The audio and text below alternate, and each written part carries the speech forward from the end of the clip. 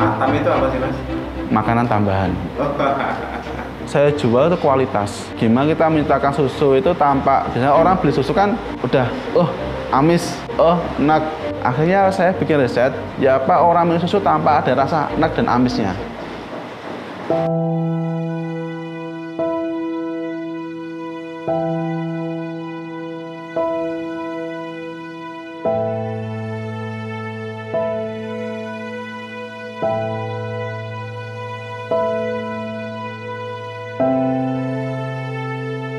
Assalamualaikum warahmatullahi wabarakatuh.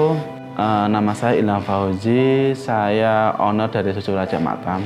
Awalnya kan dari sejak kecil saya jarang minum susu. Saya kepingin minum susu. Saya kepikiran untuk bikin minuman yang enak. Dan kalau kita riset, minuman yang paling enak itu di susu. Karena semua kalangan bisa menerima. Baik anak-anak, dewasa, baik orang tua. Kopi harus pakai susu. Teh pakai susu. Akhirnya saya milih bidang pengolahan susu. Sejak saya kuliah, ketika saya kuliah di Brawijaya, ke Malang lewat Pujon. Tiap hari bertonton susu. Jadi potensi susu luar biasa di daerah saya. Sehari itu beratus ton susu tiap hari. Maka dari itu menurut saya ada peluang. Belum banyak orang ngajakan itu. Karena masih dipegang oleh pabrik. Ibu saya pedagang sayur. Dari jam 3 pagi sampai jam 12 saya keliling. Ketika SMP, bapak saya sudah meninggal dunia. Saya dan dua saudara saya.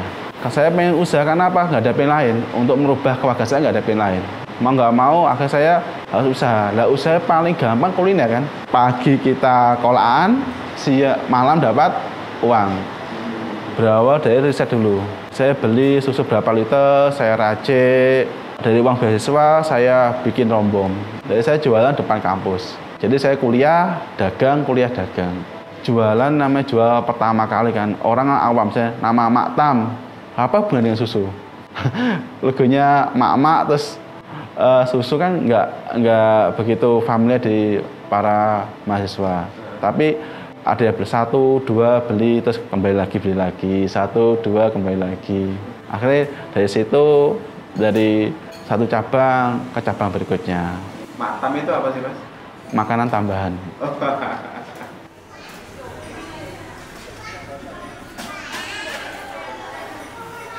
Jadi saya jual itu kualitas. Gimana kita menciptakan susu itu tanpa, biasanya orang beli susu kan udah, amis, enak. Akhirnya saya bikin riset, ya apa orang minum susu tanpa ada rasa enak dan amisnya. Yang pertama kita cari susu yang berkualitas. Jadi ada uji kualitas. Jadi mulai kita tahu sapinya itu bagus enggaknya dari proses pakan. Dari pakan itu menentukan kualitas susu. Sapi stres. Ketika pakan bagus, handling sapinya benar, akan menghasilkan susu yang bagus. Satu kita uji kualitas, nah itu menentukan kualitas. Kalau kualitas bagus, susu itu memang creamy, gurih, hampir aroma amis sudah hilang.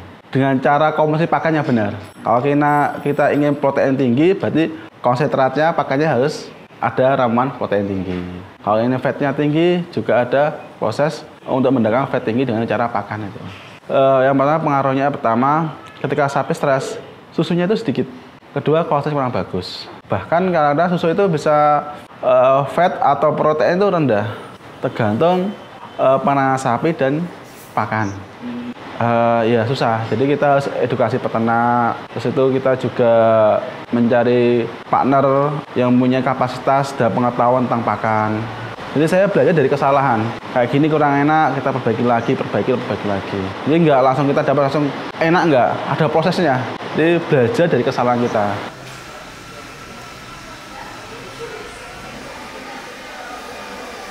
Jadi saya tuh dulu kuliah pagi. Setelah itu saya jualan sampai jam 9 malam, tidur jam 12. Jam 4 bangun dari Malang ke Batu, ambil susu.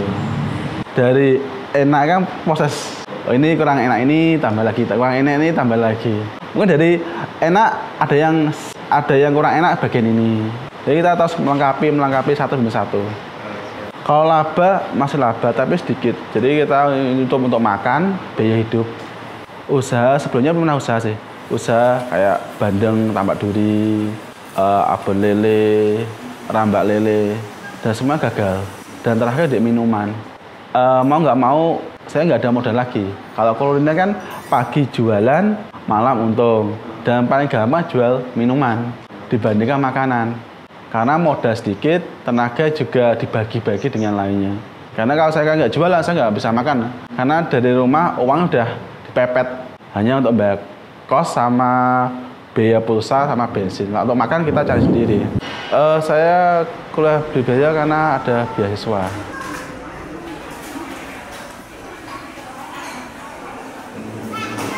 Jadi sejak awal kan saya ada latar belakang kurang baik kan. Dalam arti sekolah itu nggak pintar. Nggak pintar karena apa? Saya punya masa lalu yang ibaratnya mungkin orang nggak ngalami. Saya kayak SD kelas 1 saya nggak naik 2 tahun. Berarti harus 3 tahun. Tahun pertama saya nggak naik, pindah sekolah, nggak naik lagi. Akhirnya 2 tahun kan gagal. Tahun ketiga baru saya naik kelas. Mungkin dari faktor karena pertama faktor ekonomi kan, ibu pagi jam 3 pagi sudah kerja, pulang jam 12 siang gitu kan. Jadi kan nggak ada yang ngopeni, membimbing dan sebagainya. Akhirnya anak itu kan ya mungkin karena diri sendiri juga saya kurang pintar, terus dari psikologi orang tua akhirnya mengabarkan saya kan telat lah. Saya baca itu bisa kelas 3 SD baru bisa baca. Iya, karena otomatis ketika kita SD-nya 3 tahun, berarti saya bullying ya. Jadi kalau kita ngomong, saya rata tempat tinggal orang tua teman-teman saya PNS dan ibu saya pedagang sayur. Akhirnya kita dibullying, akhirnya kan rasa emosi kan ada, sering bertengkar. Akhirnya membuat kita kan psikologi terganggu kan. Akhirnya tetap saya harus berhasil, karena nggak pengen lagi. Keluarga saya ya cuma saya aja. Kalau tetap saya tinggal di Kediri, saya nggak akan berkembang. Saya merantau, dan merantau yang paling enak kuliah sambil dagang. Yang pertama kalau kuliah kan kita ada, saya kuliah di Brawijaya, mungkin dapat teman kedokteran, teman fakultas lain, akhirnya termotivasi kan. Akhirnya kita semangat untuk dagang, harus berhasil. Berarti kelas 6 SD bapak sakit-sakitan, akhirnya saya nggak mau, misalnya saya dari SD udah 9 tahun, saya pengen SMP favorit. Dari kelas 6 saya belajar terus. Akhirnya saya dulu waktunya bukan kayak sekarang danem ya, sekarang dulu tes mungkin di SMP 4 favorit nomor 2 di Kediri. Saya belajar mungkin dari 1.500 peserta yang diambil cuma 300. Alhamdulillah saya utang 40 besar. Ya mungkin ikhtiar dan doa. Dan saya bukan orang pintar, saya cuma ada kemauan untuk merubah nasib saya. Dari SMP 4 itu saya akhirnya terdorong. Karena pergaulan otomatis kan SMP favorit otomatis kan orang-orangnya juga berpengetahuan lebih daripada yang lainnya. Kalau orang jadi dokter, jadi polisi, jadi tentara, saya pengen jadi pengusaha. Karena secara singkat mendapat kekayaan dengan cara dagang. Kalau kita 100 bisa jadi 1 juta. 1 juta jadi 10 juta dengan dagang. Kalau kita nggak dagang, ya nggak bisa hidup saya kan.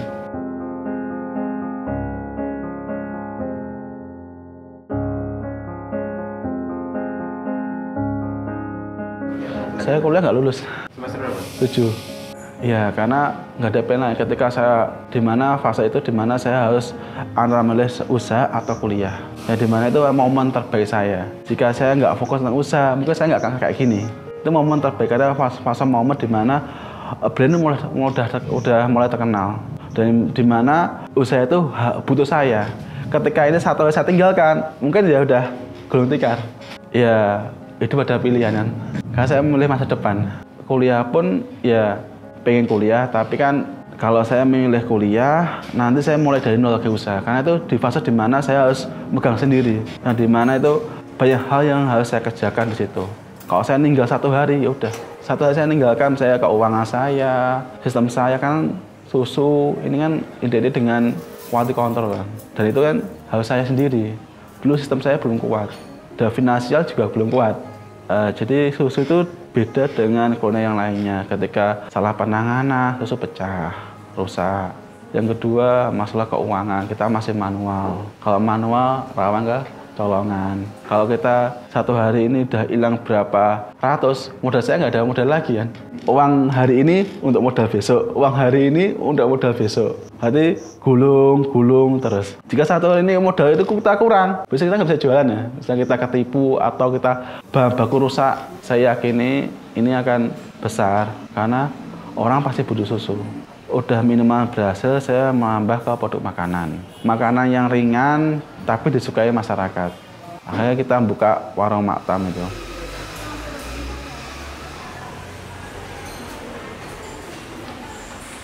Latar belakang bukan orang yang mapan. Saya belajar di kesalahan 1, kesalahan 2, sampai kesalahan berikut-berikutnya, mulai dari akunting, pemasaran, terus dari bagian dapur, bagian marketing. Saya belajar sendiri dari satu ke tempat yang lainnya, terus saya gali informasi. Akhirnya ketemu polanya ya setelah 7 tahun itu. Dari rasa kayak gini kita perbaiki lagi, ketemu rasa paling enak ya di tahun-tahun ini. Bahwa tahun ini kan semua kita handle dengan kamera semua kan. Jadi ada tim operator yang ngasih pelayanan, ngawasi peracikan, ngawasi pengolahan, semua kita full CCTV. Jadi setiap proses kita tahu mana yang salah, mana yang kurang. Dari apa? Dari data rekaman kamera semuanya di sini. Iya, karena untuk mendapat rasa yang enak harus benar-benar kualitas konten yang benar. Jadi kita harus berupa data. Misalnya susu takaran kurang, kita tahu langsung.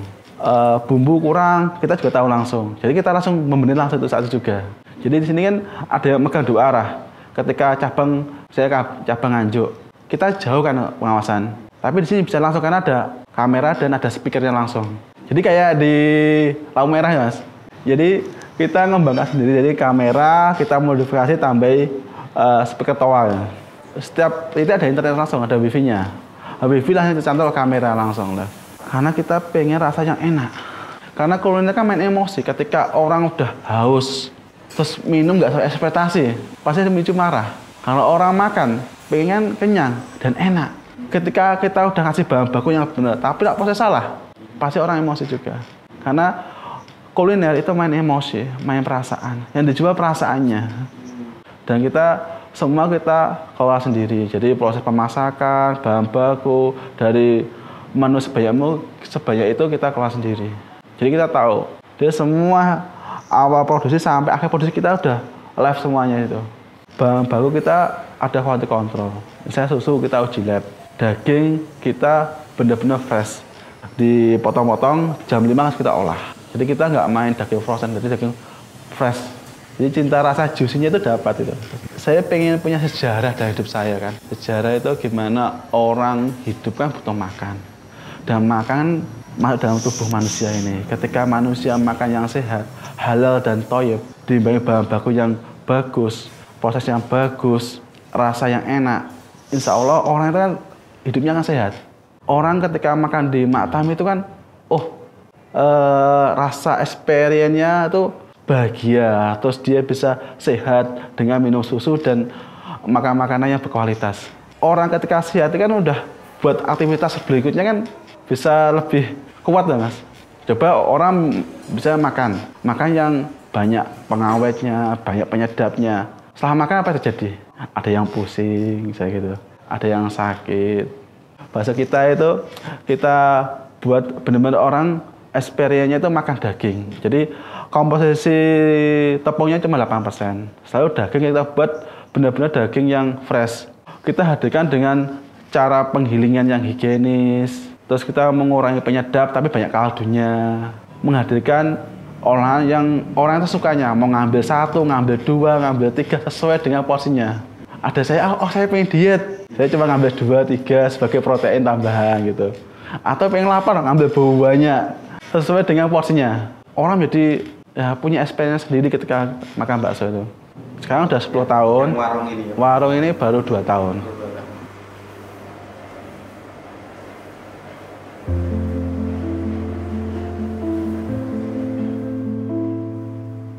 Kalau biasa itu uang saya kumpul untuk beli aset. Setelah itu kita bangun warung.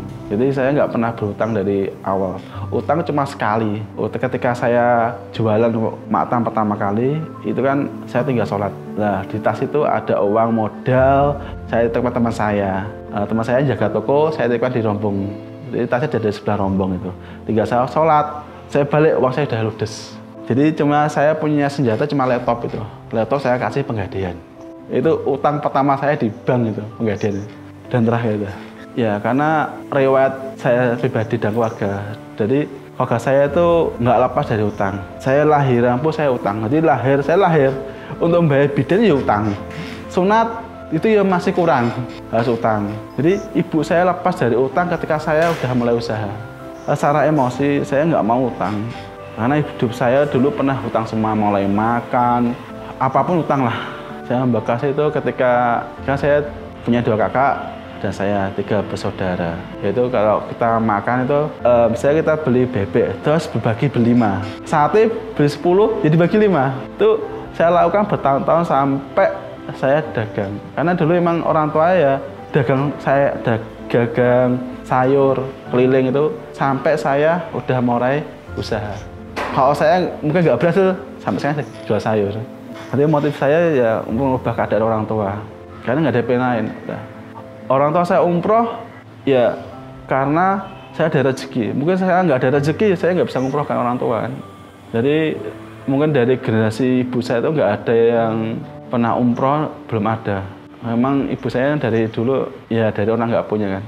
Saya dari dulu kan udah terbiasa untuk ngirit.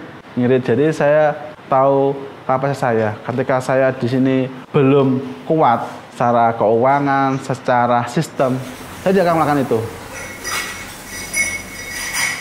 Kalau bisnis kuliner itu kan dirasa, Mas. Nah, ketika rasa itu enak, momentum tiap hari ada. Jadi masalah bisnis kuliner yang cuma momentum. Setelah momentum selesai ya sudah selesai kan, Mas. Tapi lak matam itu stabil, Mas. Jadi dia tumbuh pelan tapi pasti. Saya nggak ingin copot tiba-tiba hancur. Saya nggak ingin di usia saya lebih tua itu harus lebih enak gitu loh. Saya nggak pengen lebih tua itu lebih nggak enak. Lebih banyak tekanan, lebih banyak saya nggak mau. Saya pengen lebih tua tapi lebih bahagia. Itu yang saya anggap prinsipnya itu. Saya pengen mengembangkan di bidang kuliner saya. Jadi kalau ketika minuman berhasil, saya pengen makan juga berhasil. Jadi saya menghadirkan makanan yang famous di masyarakat, yaitu bakmi, mie ayam, bakso, setelah itu ada gelato. Misalnya kita ngambil bakmi, pertama saya buka menu bakmi. Mungkin dari generasi pertama kurang baik, kita perbaiki sampai rasanya paling enak. Terus kita ada juga mie ayam rempah. Ya biasanya mie ayam biasanya kan pakai bumbu penyedap, sebenarnya kita pakai rempah-rempah.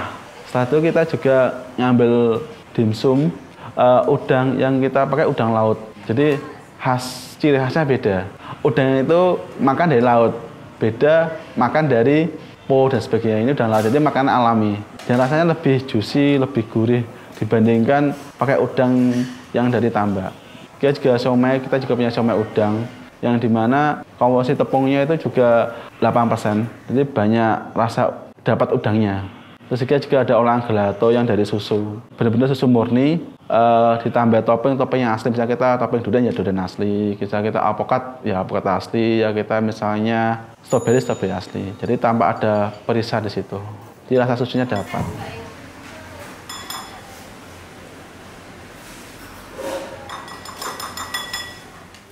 Jadi saya buka bertahap, dari satu berhasil, menu berhasil, baru menu keduanya berhasil, ketiga berhasil, baru keempat.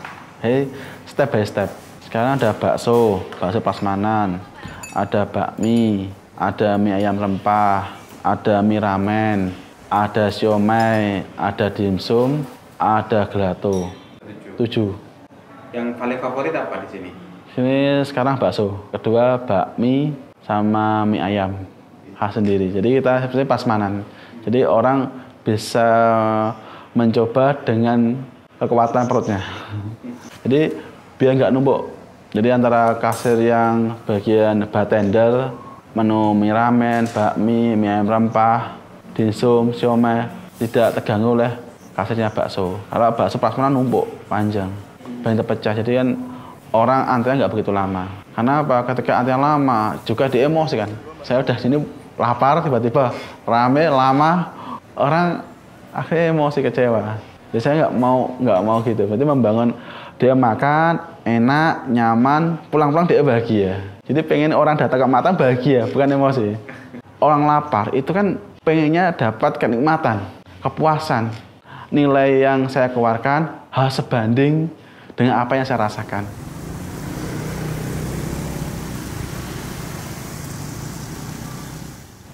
Kalau kita meninggal dunia itu kan yang teringat kebaikannya, dampak ketika kita hidup. Jadi saya pengen adalah ketika saya berdampak, bermanfaat bagi orang banyak secara usaha saya, ketika orang makan itu puas, Yang kedua, dari rezeki ini kita bisa membantu banyak orang. Nama saya atau keluarga saya itu bisa ada amal jariah dari rezeki ini. Jadi apa yang jual itu ada manfaatnya, kita ada rezeki juga ada manfaatnya bagi orang lain. Karena kekuatan rezeki itu berbagi. Semakin kita banyak berbagi, ya semakin banyak rezeki. Doa paling mujab doa seorang ibu kan. Ya mungkin saya belum bisa membagikan bapak saya, tapi kan ketika ada ibu kan masih hidup kan kita sebagian beliau kan. Karena mungkin karena saya ada, karena ada beliau. Jadi payahnya dia jualan sayur, mulai dini hari sampai siang hari dia berjualan. Dari kedinginan sampai kepanasan. Mungkin pertama kan kita kalau orang tua punya utang, kita berikan utangnya. Kita cukupi kebutuhannya beliau. Keinginan beliau ya harus kita kabulkan kan. Di masa orang tua kan harus menikmati kan. Ya bahkan hari tuanya. Seperti kalau saya, jadinya jadi orang apik mas. Jangan sampai lupa jadi orang baik mas. Hidup ini tidak boleh sederhana, tapi hidup harus kuat, hebat, dan bermanfaat. Yang sederhana itu adalah sifatnya dan sikapnya. Saya Ilham Fauzi, owner dari Maktam, lokasi Kediri, Jawa Timur. Sekian, kalau misalnya mohon maaf. Wassalamualaikum warahmatullahi wabarakatuh. Waalaikumsalam warahmatullahi wabarakatuh. Mantap.